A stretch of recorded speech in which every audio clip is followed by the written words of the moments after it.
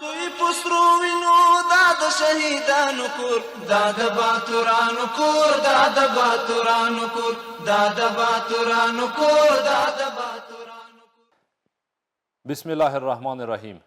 نن پنجشنبه د 1403 هجري لمریز کال د اتلې 5مه نیټه ده. زه محبوب الله سروري یم. پام راړوم د میدان وردګو ملي تلویزیون څخه د دې مهال خبرونو ته. د میدان وردګ ولایت په نرخ او جغتو ولسوالیو کې د کانال او استنادي دیوالونو 2 پروژو د رغولو چارې پیل شوې. دغه پروژې چې 200,000 امریکایي ډالر لګښت ورباندې راځي د یاد ولایت د سیندیزې حوزې تر نظارت لاندې رغول کیږي. نور حال د فهیم الله افغان په راپور کې. د اوبو له ضایع کېدو او کرنیزو ځمکو تخریب د مخنیوي په موخه د میدان وردګ ولایت سیندیزې حوزې د دغه ولایت په نرخ او جغتو ولسوالۍ کې د څه باندې 200,000 امریکایي ډالرو په ارزښت د کانال او استنادي دیوالونو د 2 پروژو پرانیسته وکړه. پروژې چې دي تقریبا دواړه څه د پاسه 2 لکه ډالر په ارزښت باندې دا پروژې خلکو ته ګټه اخیستلو لپاره نن افتتاح شوې او دا استنادي دیوالونه د کانالونو لپاره یا د ویالو لپاره ده چې د هغو اوبو د نقصان او د ضررو د بېځایه مصرف کېدنه بچ شي. د دغه ولایت مسؤلین وایي دوی متوازن پرمختګ ته ژمن دي او ډاډ ورکوي هغه پروژې چې په مرکز او ښارونو کې پلي کېږي په همدې شان په لرې پرتو سیمو کې هم پلي کړي. موږ ته بانډه او ښار یو شی ده چې په ښار کې موږ خدمات چاته وړاندې کوو، هغه چې په بانډه کې موږ سره افغان اوسېږي هغه په موږ باندې همداسې حق لري. په تعلیم کې، په صحت کې، په پاکو اوبو کې، په خوراکي توکو کې چې څومره امکانات د امارات سره وي هغه امکانات به عادلانه او متوازن په ټولو ولسونو باندې ورکم تقسیموي شي. د یادو سیمو خلک زیات خوښ دي چې د کرنیزو ځمکو د اوبو بې ځایه مصرف او له سیلابونو د مخنیوي په موخه ورته پروژې پلي کیږي. نن د امارات په برکت دغه دی انجینر صاحبان غلي مشران یې په تعقیب کې دي دغه د په باندې شروع ده. د 2 مسؤلینو هم خاص دغه دی چې هغه پاتې برخه چې بندونه دي هلته سیلونه ارسیو شي بیا د موږ باغونه د الوتو سره مخ شي او هغه ډیره برخه اوبه هم هلته ضایعات کیږي چې د موږ اوبه غونډې کو او د موږ پروژه ته تکمیل کو. موږ ډېر ته خوشحاله یو دا یو ښه بنیاد و چې دی کېښود نن ورځ تر اوسه په ډېر وخت کې په دوی واله باندې کار نه و شوی. د دوی والې ضایعات زیات وو تقریبا په سلو کې د موږ 40% اوبه ضایع کېدلې او اوس به انشاءالله د دوی سره 100% پوره شي. دغه پروژې چې د FAO مؤسسې په مالي ملاتړ رغول کیږي 250 کسانو ته پکې کاري زمینه برابر شي او په بشپړېدو به شاوخوا 1400 کورنۍ په مستقیم او غیر مستقیم ډول ورڅخه ګټه واخلي. د غزنی تاریخي سیمو ته راغلي سیلانیان او د دې ولایت اوسیدونکي د لوی عالم ابو ریحان البیروني د مقبرې د رغېدو غوښتنه کوي. ورته مهال د غزنی د اطلاعات او فرهنګ ریاست مسؤلین وایي هڅه کوي د اسلامي نړۍ د نوموتي عالم ابو ریحان البیروني علمي شخصیت ژوندی وساتي. زیاتوي چې د البیروني د مقبرې رغول او په همدې موخه د یو څیړنیز مرکز د جوړېدو پلان لري. دا په غزني کې د اسلامي نړۍ د ستر عالم ابو ریحان البیروني مقبره ده. ویل کېږي د لیکلو اثارو شمېر له 100 اوړي. تاریخ پیژندونکي وایي د کورنیو سیلانیانو ترڅنګ یې بهرني سیلانیان هم لیدو ته راځي. زیاتر سیاحین ما که باید سیاحین خارجی هستن اونا از امریکا، کانادا، از استرالیا و آلمان و فرانسه و ایران و ترکیه اینا که میان فقط 3 نقطه یا تقاضا دارن 3 جایی که ببینن یا 4 جایی. مگه ما را در البیرونی ببرین، ما را در آرامگاه سلطان محمود ببرین، ما را در آرامگاه سناییسب ببرین. د غزني یو شمېر اوسیدونکي هم د ابو ریحان البیروني د لیکلو اثارو د چاپ او مقبرې ته یې د لازمې پاملرنې غوښتنه کوي.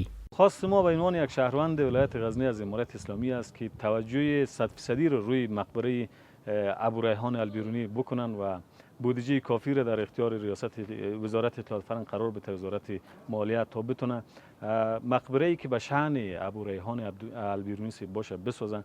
قسم که شما تماشا میکنین متاسفانه در طول سالهای متمادی حکومت جمهوریت هیچ نوع توجهی برای بازسازی مقبره اصلی البیرونی صورت نگرفته. امیدوار هستم که امارات اسلامی افغانستان با توجه به اهمیت موضوع توجه بیشتر داشته باشند برای ساخت و ساز یک مقبره معیاری برای البیرونی.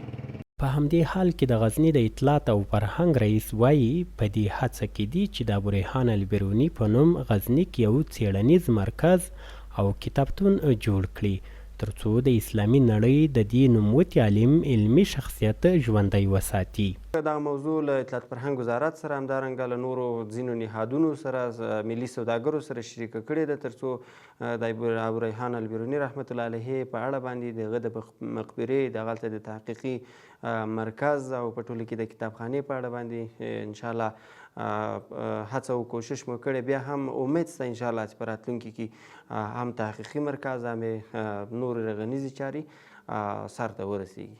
باید وویل شي چې غزني ولایت زیاتې تاریخي سیمې او ابیدې لري. لیدو ته یې هر کال زیات بهرني او کورني سیلانیان راځي.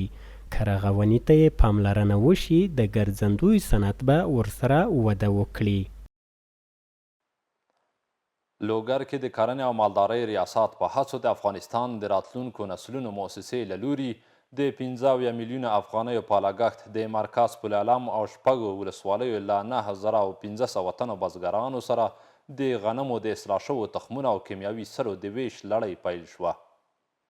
لوګر کې د کرنې او مالداري ریاست په هڅو د افغانستان د راتلونکو نسلونو مؤسسې له لوري د 15 میلیونه افغانیو په لګښت د مرکز پل علم او شپږګونو ولسوالیو له 9500 تنو بزګرانو سره د غنمو د اصلاح شویو تخمونو او کیمیاوي سرو د ویش لړۍ پیل شوه. مسؤلین وایي چې هر بزګر ته یوه بوجۍ د غنمو اصلاح شوی تخم او یوه بوجۍ تور او سپینه کیمیاوي سره ورکول شوه. چیرته اقتصاد ته وده ورکوي خپل اقتصاد بریالی کوي نو هغه اسانه او ښه لاره د زراعت ښه پالنه او ښه کرونده کول دي.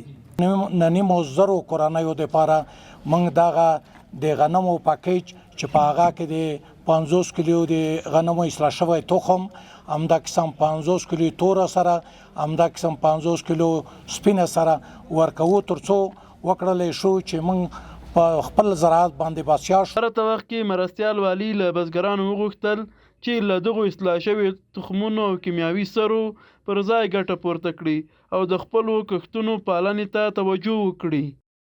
اصلاح شوي تخمونه که د موږ په وطن کې دا خلک په هغه طریقې باندې استعمال کړي لکه څرنګه چې د زراعت هغه پروګرام ده او د زراعت هغه نصیحت او وصیت ده، نو د خدای په نصرت حکومت داسې وخت به راځي چې دغه ملک به د دغه پردیس اصلاح شوي تخمونو نه غني وي. دا ویلو ده چې لوګر کې له دې وړاندې هم زرګونه تنو بزګرانو ته ورته اصلاح شوي تخمونه او کیمیاوي سرې ورکول شوي دي.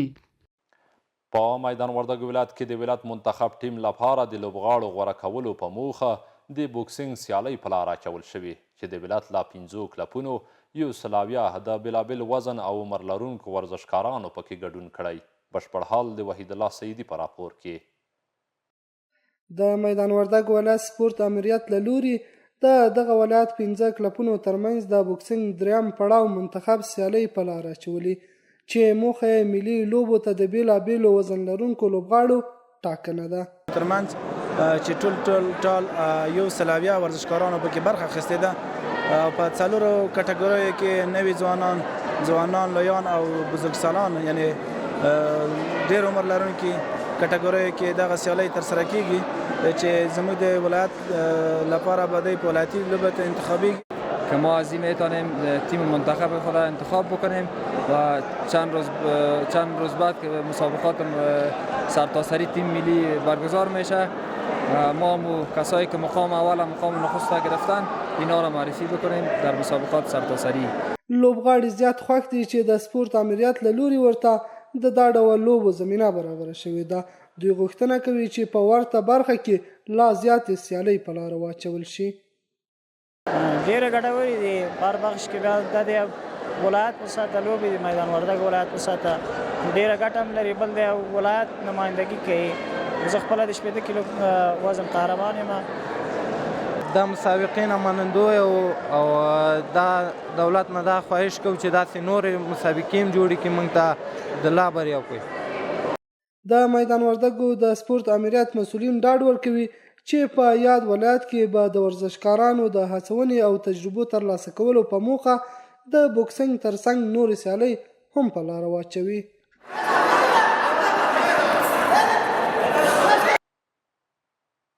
درنو او قدرمنو لیدونکو، زموږ د نن ورځې خبرونه همدومره وو. تر بیا ښې چارې.